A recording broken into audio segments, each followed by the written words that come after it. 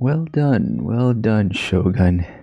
The series ends with some emotional reflection as well as some hope, as opposed to bloody warfare. All the characters were well defined and had satisfying arcs, I think. But overall, phenomenal performances, great set design, top notch artistry. And we did get an explosive penultimate episode. I think you can say maybe structurally it kind of copied a little bit of the Game of Thrones vibe and style, particularly in ending a lot of episodes with an outburst of violence.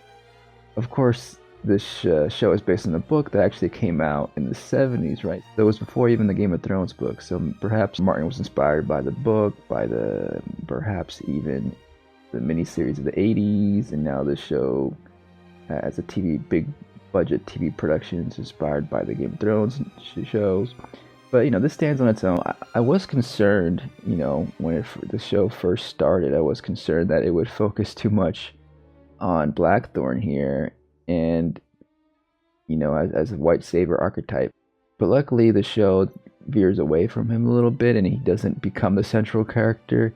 Really, the plot is propelled thanks to Mariko and Toranaga, and Blackthorn become just a pawn, like most everybody else, a pawn to Toranaga, really.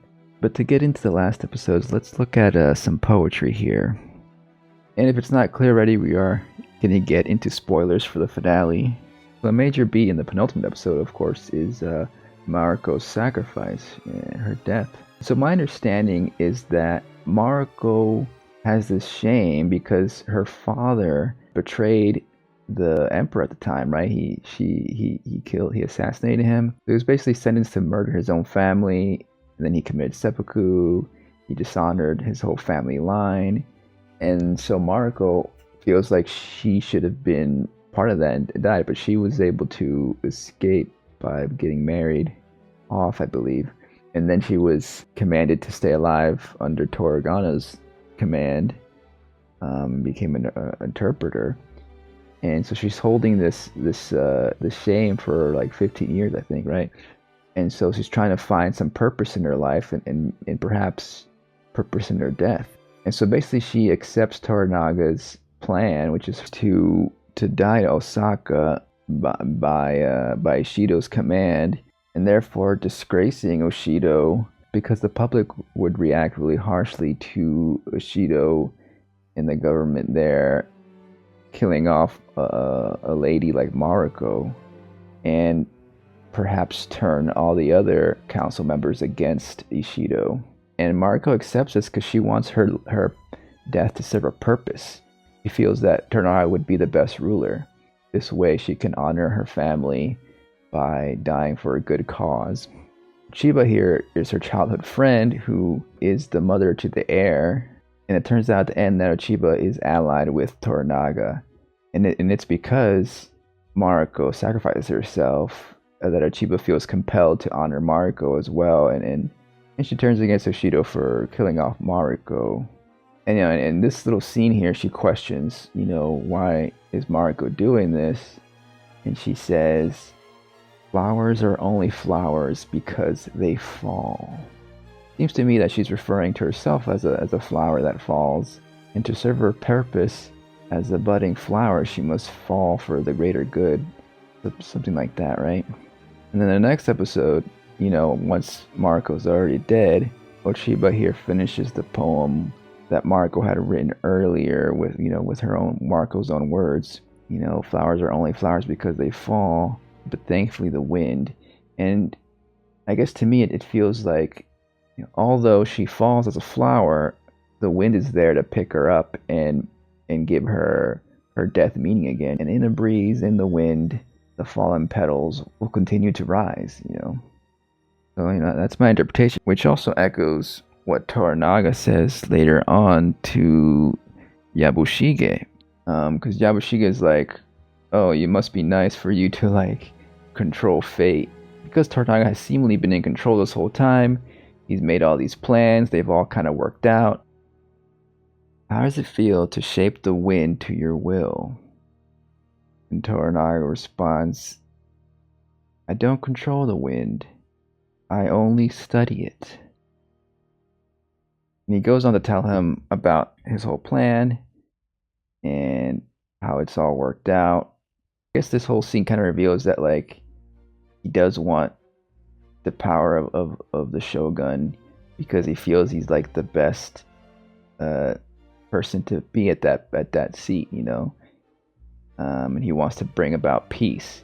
But in order to get there, he had to like sacrifice a bunch of people, right? He had to sacrifice Mariko, and also like a lot of his samurai had to die for him in order to pull off his scheming. He even fooled Blackthorn about burning his boat, all for the purpose of maintaining power and control. Even though he says he like observes the wind, I guess his meaning is more like he observes the motivations and intentions of people and uses that, you know, to his advantage. And so he may not feel like he controls the wind, but he see where it's going and kind of guides people in that direction. But I think Yabushige here is a little bit more astute and does realize that, like, in a way, Toranaga is kind of fooling himself a little bit, you know, because a lot of what he's saying does come off as a little fashy, you know. It's like, oh yeah, I'm the one who's the great hero who should lead this country into prosperity and peace, you know, at the expense of, you know, all these people. It's the ends justify the means kind of person, you know, kind of leader is what he is.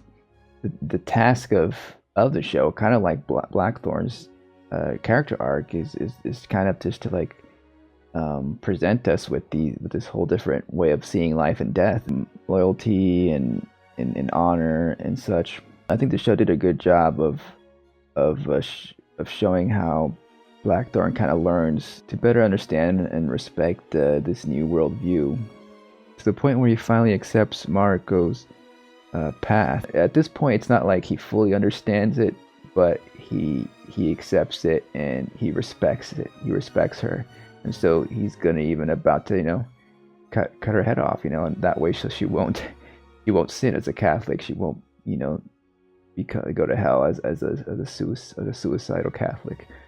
And of course, you know, she gets stopped because Bushido wants to put on a good face for the people, like, you know, and later on just sends the ninjas, the shinobi, to do it instead.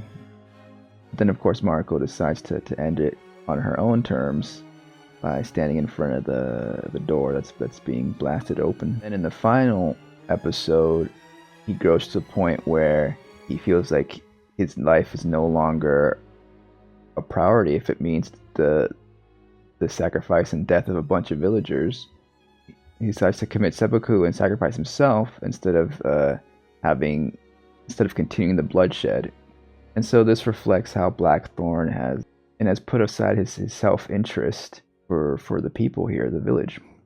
Now these little flash forwards here are just kind of like, I think, like a vision of his hopes and dreams of, you know, letting go of this hope that, oh, he's gonna leave Japan and die comfortably with his grandchildren in sight in England, you know, as a brave adventurer.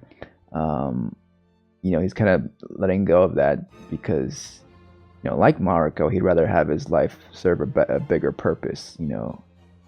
And I guess we get the indication that later on he drops that rosary into the water, you know, kind of showing that, yeah, that little future glimpse wasn't really going to happen. It's just a fever dream in a way.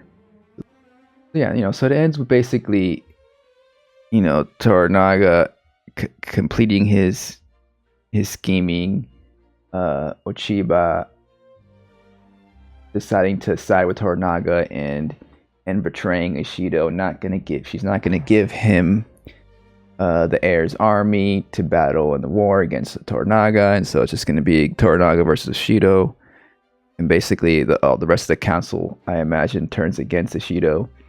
So it's just gonna be his army versus Ishido's, and that's gonna even the odds. And he feels like now he's in a good position to win the war and lead the country into an era of peace. This is just a vision of his, everything's set in place for that to happen. But of course, we don't quite know for sure if that happens. It is based on reality. Of course, it's historical fiction. And in fact, the character Toranaga is based on does succeed, and he does become a shogun. But I don't think it's necessary for us to like see that conclusion. It's more about the character development during this time that I think is more important to the story than the actual battle.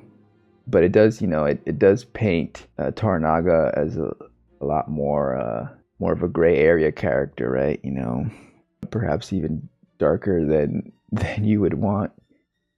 So it ends in this very emotional, pensive moment for us to, I guess, as an audience, contemplate how much of this was worth it and at what cost. And the complexities of a character like Mariko trying to give her life and death meaning, in this cruel world, while also being pawns in this greater chessboard led by this fashy, good-intentioned ruler, who perhaps, does kind of like the idea of having all this power, which Yabushige, called out before his death. Shogun. Yeah, definitely well made, well executed in, I guess, many different ways. And it did give a lot of airtime for a lot of great characters, all flawed characters in general. Like Yabushige, the traitor who was always playing both sides, was trying to play both sides. And ended up paying for it, but who was a little bit more perceptive than he let on. And and just the clash of cultures between Blackthorn and Mariko, I think was very well told, very nuanced, and in general very, very poetic series, visually and thematically, which I appreciated. And yeah, we don't really need any more. And it was all very satisfying, just seeing Blackthorn here tear up, learning about how it was Mariko that really saved his life at the end there, like made a deal to keep him alive. Gives Mariko a big presence in this episode, even though she's gone. And also seeing Ochiba recognize Mariko's sacrifice as well, and following through by being a pivotal person in the end of this war here. And, and just a beautifully shot show, of course. Gorgeous. I think it pays off emotionally, and it pays off the story beats for sure. And there's no need for anything else. Apparently there are more books that could be adapted, but those books take place in different eras and with different characters.